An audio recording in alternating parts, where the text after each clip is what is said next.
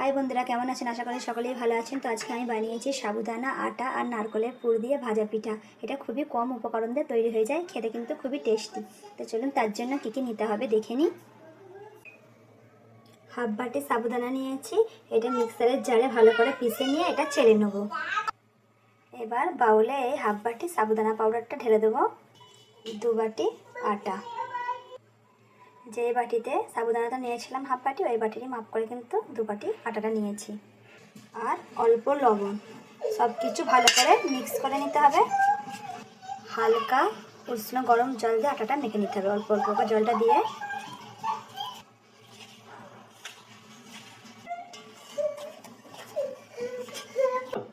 ডোটা ঠিক এই ধরনের হবে। এবার এটা 5 মিনিট রেস্টে রেখে দেবো ঢাকনা চাপা দিয়ে। 5 মিনিট হয়ে গেছে, এবার এটা দুভাগে ভাগ করে নেব। একটা আটা ছড়িয়ে বেলে নেব।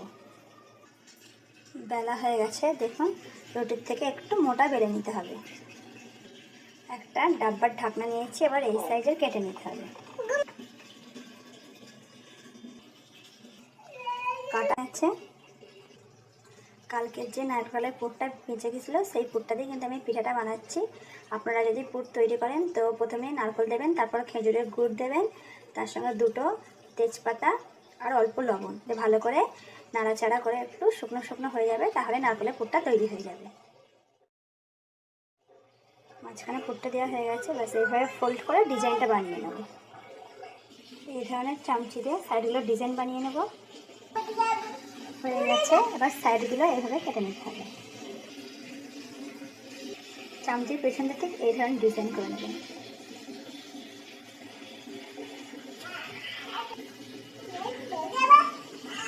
দু সাইডে এইভাবে খালি মুড়ে দিতে হবে।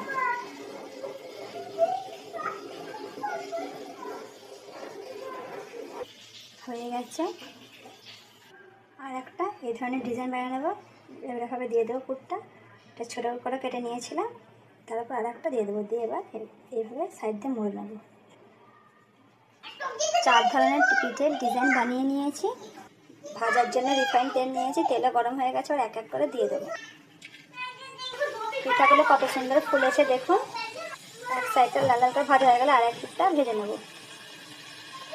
ভাজা হয়ে গেছে, এবার এক এক করে তুলে নেব। এইভাবে প্রত্যেকটা পিঠাই ভেজে নেব।